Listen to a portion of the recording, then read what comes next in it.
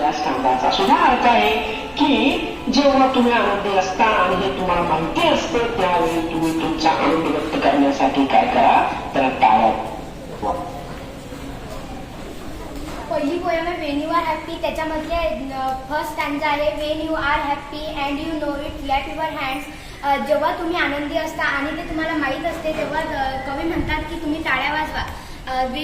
आणि दुसऱ्या स्टँजाचा पण तोच अर्थ आहे when you are happy and you know it clap your hands. जेव्हा तुम्ही आनंदी असता आणि ते तुम्हाला माहीत असते तेव्हा तुम्ही टाळ्या वाजवा.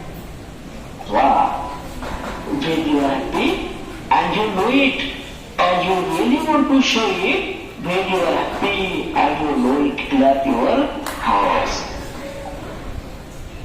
Wien you are happy and you know it. कवी म्हणत आहेत की जेव्हा तुम्ही आनंदी असता आणि ते तुम्हाला माहीत असते आणि ते तुम्हाला दुसऱ्याला दाखवायचं असते तेव्हा तुम्ही टाळ्या वाजवा. आणि ते तुम्हाला जेव्हा माहीत असते तेव्हा तुम्ही टाळ्या वाजवा आणि टाळ्याच्या द्वारे दुसऱ्याला सांगा की मी आज हॅप्पी आहे.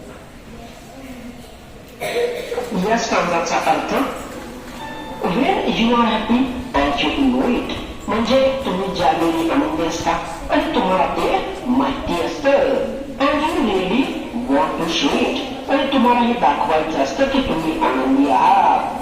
when you are happy and you know it clap your hands आणि त्यावेळी तुम्ही काय करा तर तुमचा आनंद व्यक्त करण्यासाठी टाळ्या वाजवा. मित्रांनो आता या कल्पनेची दिलेला क्वेश्चन पाहूया. Sing the first song again using other actions